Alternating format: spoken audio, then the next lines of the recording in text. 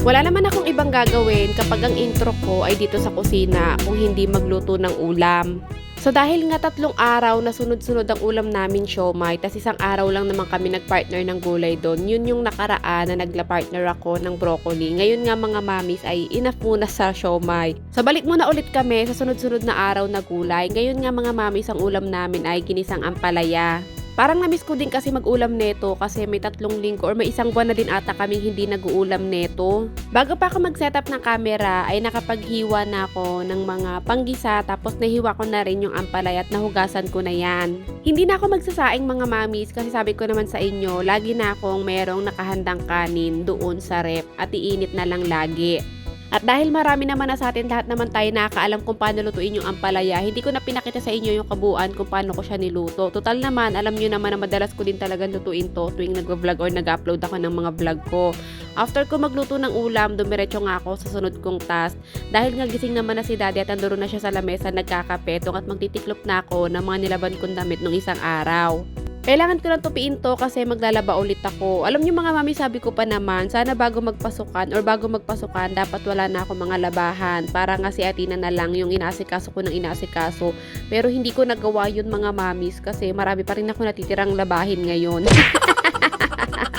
Diyos ko, narinig nyo nga na naman ang tawa ko. Marami na namang may inis sa akin dyan. Sa mga mamis na nakapanood ng mga vlog ko at nainis sa tawa ko, pwede nyo naman akong magpanoorin mga mamis. Kasi hindi naman pwedeng ako ang mag-adjust sa inyo. Kasi natatawa ako ay yung nararamdaman ko. Alangan naman umiyak ako dito kahit nakakatawa yung sinabi ko. Charot! So anyway mga mamis, dahil nga kinabukasan nito ay may pasok na si Atina, si daddy mga bandang hapon bago siya pumasok sa trabaho ay nag-aya alis daw kami. Pero hindi kami makapag-SM kasi kulang yung budget, hindi pang SM, pang Kaimol lang kaya sa Kaimol lang kami pupunta. At dahil nga dyan lang naman kami sa Kaimol mga mamis, walang naligo sa amin, lahat diretso bihes, wala ring naghilamos. Ito nga seti ng mga mamis, ayaw niya talagang sumama. Pero nung sinabi ko sa kanya, sabi ni daddy kain kami sa Kaimol, ayun nagmadali agad, sasama na siya. Kasi meron siyang paboritong pagkain doon or paboritong ulam na orderin. Sakto naman, ng tanghali ay napurga siya ng ampalaya or ampalaya lang talaga yung inulam niya. Kaya naman kung ano yung gusto niyang bilhin dito sa Kaimol or kainin, papayagan namin siya ng daddy niya. At dahil nga, kapit-bahay lang namin si Kaimol, syempre naglakad lang kami. Nandito na nga kami sa loob ng mall at umakyat lang kami sa taas kasi doon nga kami kakain sa taas. Pag-akyat nga namin dito, nakita pa namin na parang may nag-shooting or hindi ko alam kung ano to. Pero biling ko paka nato ng Kaimol kasi nga pinopromote nila yung mga pagkain nila dito. So dahil hindi pa naman nila nilalabas yung video shoot nila, ako nang magpo-promote. Charot! Dito pala kami kakain mga mami sa Wanna Walk. Paborito namin ni Atina dito kasi ang mumura ng pagkain dito. Actually sa lahat ng mga store nila dito, ang mumura talaga ng pagkain. Tapos lagi pa silang mayroong mga pa-buy one take one.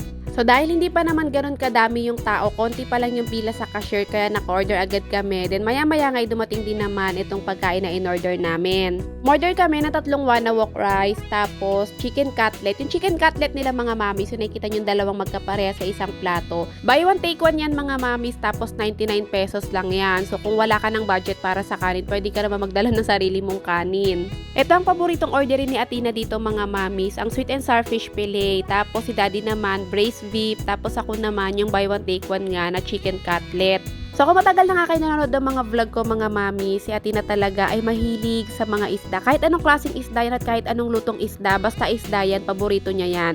Kahit hainan mo siya dyan ng fried chicken, lechon manok, pipiliin niya pa rin ng isda. Yung chicken cutlet pala mga mami, sa akin lang yun. Pero hindi ko naubos kaya nag-share ako kay daddy. And hindi pala araw-araw buy one take one yung chicken cutlet nila ha. Every Tuesday lang yon kasi bawat araw iba-iba yung nakaschedule ng buy one take one nila dito. Alam niyo mga mami, ang inaabangan ko laging buy one take one dito, yung every Tuesday, Wednesday at Friday nila. So anyway mga mamis, at tapos na nga kami kumain ng mga oras na to. Si Atina pala nag-request ng Coke and pinagbigyan namin siya kasi alam nyo naman, tuwing nakakalis lang kami siya nakakatikim ng Coke.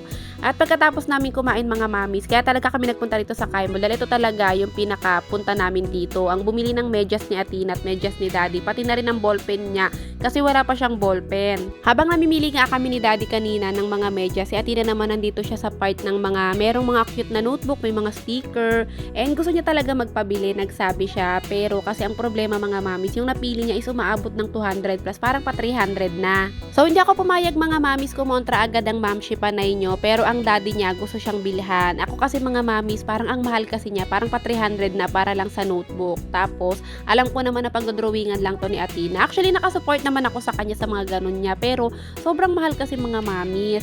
So sabi ko pili siya ng iba, yung tig 100 plus lang. So ito nakapili siya, tapos may kasama na rin namang sticker at saka ballpen. Actually si daddy niya gustong ibilin yon yung notebook na una niyang napili kasi mas maraming sticker yon tsaka mga ibang accessories. Ako lang talaga ang kumontra. May sariling pera naman si Athena mga mamis, pero hindi pa namin pinapahawak sa kanya yon kasi nga hindi pa namin siya inaalaw magpera. Except na lang talaga kapag hindi ako nakapag-prepare ng baon niya, bibigyan namin siya ng 50 pesos. Yung mga pera niya nakatabi mga mamis ay galing yun sa mga follower ko dito na nagbibigay sa kanya ng cash, lalo na kapag birthday niya o di naman kaya Christmas, na hanggang ngayon hindi pa namin pinapahawak sa kanya, pero nandoon lang sa damitan niya or nasa gamit lang niya. Kaya kahit may sarili siyang pera mga mamis tapos meron siyang gustong bilhin, hindi ko talaga pinapayagan, lalo na kapag alam kung hindi pa naman talaga or hindi naman talaga niya kailangan. So after nga namin bumili ng medyas at ballpen niya, dumiretso kami dito sa loob ng Robinson kasi naalala ko wala na nga palang bigas si Athena. Tapos bumili na rin ako ng ebap at bumili na rin ako ng butter at saka ng syrup.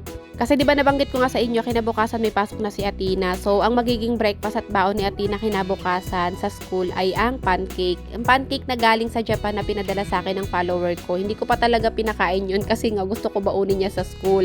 So, anyway mga mamis, andito na kami sa bahay. Pag uwi nga namin si daddy nag-aasikaso na dahil kailangan niya nang pumasok sa trabaho. Si Athena naman, binuksan niya agad itong pinabili nga niyang notebook. Natuwa naman siya kasi nakita niya nga yung sticker, tapos natuwa siya sa itsura ng notebook.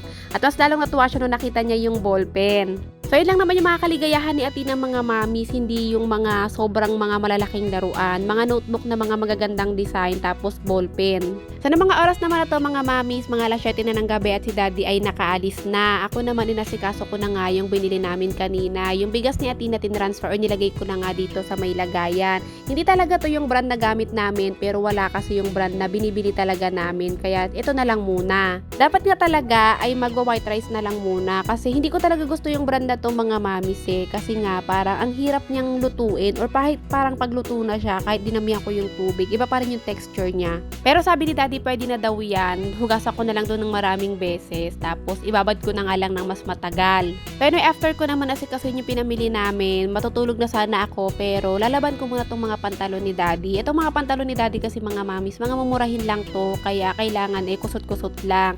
Yung mga dati niya kasing pantalon na mumurahin lang, pag washing ko kinabukasan, kupas na. Tig 100 plus or tig 200 lang kasi itong mga pantalon na to mga mamis. And alam nyo naman, kapag ganun yung mga pantalon, ang bilis lang talagang kumupas. Isa, dalawa or tatlong laba lang, kupas na agad. And itong si daddy kasi mga mamis, kahit sabihin ko sa kanya na kailangan niyang bumili ng mga pantalon na kahit papano naman ay pricey kasi deserve naman niya dahil ginagamit naman niya sa trabaho. Ayaw niya talaga mga mamis. Sinasabi niya talaga na sayang daw yung pera. Pwede naman na daw yung mga tig 100 plus. Bili na lang daw ulit kapag sobrang kupas na or nawala na talaga yung kulay. So anyway mga mami, sa tapos na ako maglaban ng 3 pantalon ni daddy, hindi ko na pinakita sa inyo yung kabuuan ng paglalaba ko. Medyo nangalay-ngalay yung braso ko at oras na para kayo magpahinga.